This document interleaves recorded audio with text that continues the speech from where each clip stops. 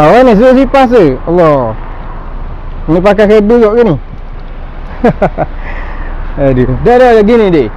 Kita baru nak start buat promosi. Ni kita harga memang kita nak belanja untuk follower kita. 3 orang saja, dengar baik-baik, 3 orang sahaja. Ni tak ada apa-apa. Baru nak start buat orang telefon dah suruh sipas. Sini tak ada pakai kabel-kabel, tak ada. Cara dia start pada tengok ni video, tunjuk video ni, kita nak harga gini. Hak ni spek dia ni basikal ni hang cerita ni hak mahal sikit lah. Harga kita offer 1200. Hal ikut harga dia 718. Dia punya spek memang comel lah. Body alloy, gear set dia pakai Shimano Altus.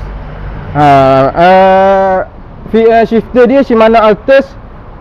RD dia Shimano Tunity X. FD dia Shimano TX juga. Dan juga ni lah, micro je sama je design. Cuma antara 3 ni saya 27. Harga sama je. Harga berapa kita nak belanja, abang tengok sini molek. Ni betul-betul harga kita nak belanja. Ni RM850 sahaja. Se lah, bukan untuk harga 3, se. Dah benda boleh pula kita nak belanja lagi. Hak beli hak untuk 3 orang ni lah, kita akan bagi hamper. Tak cukup lagi, kita akan bagi ikut lah. Kita akan bagi mainan.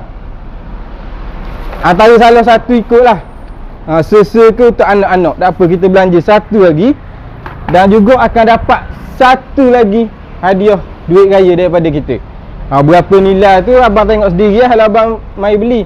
Sebab harga ni memang betul-betul kita belanja untuk 3 orang sahaja. Dengar baik-baik ni takut salah faham. Untuk 3 orang sahaja. Nak cari dengan harga RM800, RM850 ni tak akan jumpa bang. Jujur kita royak. Sebab ni betul-betul belanja. Ya, jangan bandingkan spek.